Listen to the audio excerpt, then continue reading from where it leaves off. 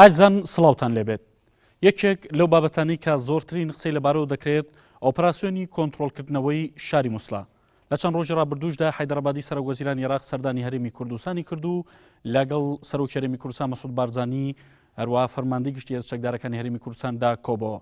دواتر بارزانی ئاماژەی بەوە کرد کە لیژنەی کیابۆشان پێگەناوە بۆ چۆنێتی بەشداریکردنی هێزەکانی پێشمەرگە لە ئۆپراسیۆنەدا گەربێت و هێزەکانی پێشمەرگە بەشداری بکەن. خۆشەویستان وەک دەزانین لە ناوەڕاستی ساڵی ڕابردوودا لە نوێی حوزەیراندا چەکدارانی ڕێکخراوی دەوڵەتی ئیسلامی ناسراو بە داعش شاری مووسڵیان کۆنتڕۆڵ کرد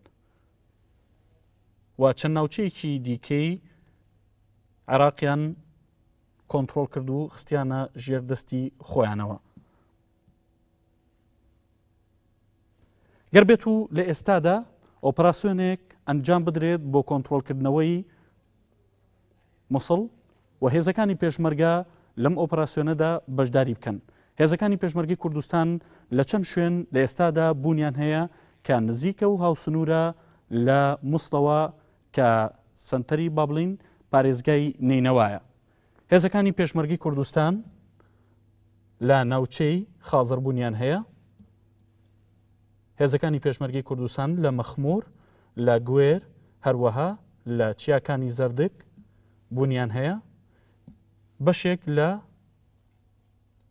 تلکێف لە ژێردەستی هێزەکانی پێشمەرگی کوردستاندایە و هێزەکانی پێشمەرگی کوردستان لە چیای باشیک بوونیان هەیە و لە باشووری شاری مووسڵ لە میحوەری کەرکووکەوە هێزەکانی پێشمەرگی کوردستان بە هەمان شێوە بوونیان هەیە و هێزەکانی پێشمەرگی کوردستان توانیویانە بەشێکی سنجار کۆنتڕۆڵ بکەنەوە و لەو شوێنەدا هێزەکانی پێشمەرگی کوردستان وەک ئاماژەم پێکرد بوونیان هەیە. گەربێت و ئۆپراسیۆنێک ئەنجام بدرێت بۆ کۆنتڕۆڵکردنەوەی شاری مووسڵ سێ شوێنی سەرەکی و گرنگ هەیە کە هێزەکانی پێشمەرگی کوردستان بتوانن لەم ئۆپراسیۆنەدا بەشدار بن بۆ هێرشکردنە سەر شاری مووسڵ و بۆ کۆنتڕۆڵکردنەوەی شاری مووسڵ. گەربێت و سوپای عێراق لە بەشی باشووری شاری مووسڵەوە واتە لە میحوەری کەرکووکەوە هێرشکەن پێویستە لە پێشدا ناوچەی حەویجە کۆنتڕۆڵ بکەنەوە. گەر هاتوو ناوچەی حەویجیان کۆنتڕۆڵ کردەوە دوجار هێرش دەکەن بۆ شاری مووسڵ. سوپای عێراق وەک ئاماژەم پێکرد لە بەشی باشوورەوە بە هەمان شێوە هێزەکانی پێشمەرگی کوردستانیش گەربێت و هێرشکەن بە هەمان شێوە شانبەشانی سوپای عێراق لە بەشی باشوور و هێرش دەکەن و هێزەکانی پێشمەرگی کوردستان دەتوانن لە ناوچەی مەخموور و گوێر و خازرەوە بە هەمان شێوە هێرش بکەن و هەروەک پێشتر ئاماژەم پێکرد هێزەکانی پێشمەرگی کوردستان دەتوانن لە ناوچەی با بڵین لە چیاکانی زەردک هێرش بکەن. و یەکێک لەو شوێنانەی دیکەی کە گرنگە هێزەکانی پێشمەرگی کوردستان کە لەژێر کۆنتڕۆڵی ئەواندا چیای بادووشە کە دەتوانن قەزای با بڵین تەلعفەر کۆنتڕۆڵ بکەن و دوجار هێرشکەن و شوێنێکی دیکە هێزەکانی پێشمەرگە کە هێرشی بۆ بکەن و لەم ئۆپراسیۆنە بتوان بەشدار بن کە بەشێکی ناوچەی سنجاریان کۆنتڕۆڵ کردوێتەوە بەشەکەی دیکەی کۆنتڕۆڵکەن و دوجار هێرشکەن بۆ شاری مووسڵ. بە هەمان شێوە لە بەشی باکووریشەوە لە لای تەلەفەرەوە بە هەمان شێوە لە تلکێفەوە هێزەکانی پێشمەرگی کوردستان دەتوانن هێرشکەن بۆ سەر شاری مووسڵ.